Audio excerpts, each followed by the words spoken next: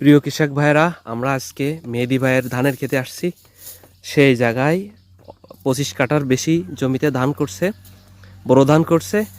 এখন আজকে দেখলাম সে ওষুধ দিল। আচ্ছা মেহেদি সাহেব, আপনি তো আজকে আপনার জমিতে ওষুধ দিলেন, কি জন্য ওষুধ দিলেন?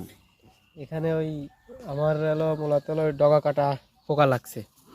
আর হচ্ছে ওই যে পারুল পোক আছে না, সাদা সাদা সাদা ধরনের এক সাদা ধরনের সাদা, পোক হ্যাঁ, আছে, ওটা লাগছে। যেটা ই করে পাতাটা শুষে খেয়ে ফেলে। হ্যাঁ, শুষে খেয়ে ফেলে, ওই সেজন্য আজকে ওষুধ দিলাম। ও আচ্ছা, মাজরা পোকার জন্য তো দিয়েছেন, মানে হ্যাঁ, একসাথেই দিলেন আর কি। একসাথেই দিয়ে দিলাম। আচ্ছা মেহেদি ভাই, তাহলে আপনি এখানে কি কি ওষুধ দিলেন? এখানে আমি প্রোফেনোফস কিউ এবং সাইফারমেথ্রিন। মানে আপনি প্রোফেনফস কিউ প্লাস হ্যাঁ, সাইফারমেথ্রিন দুইটা দুটো একসাথে একসাথে মিশিয়ে মিক্স করে। দিয়েছেন। জি। হ্যাঁ, আপনি আগে কয়দিন আগে যে ওষুধ দিয়েছিলেন আপনি? হ্যাঁ, এক সপ্তাহ আগে দিয়েছিলেন, তাই না?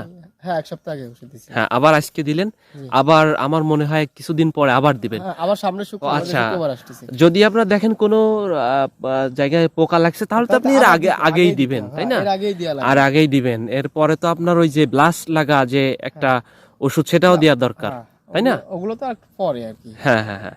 আচ্ছা ঠিক আছে, আপনি আপনার ইন্টারভিউটা দিলেন, সবার জন্য ভালো হলো।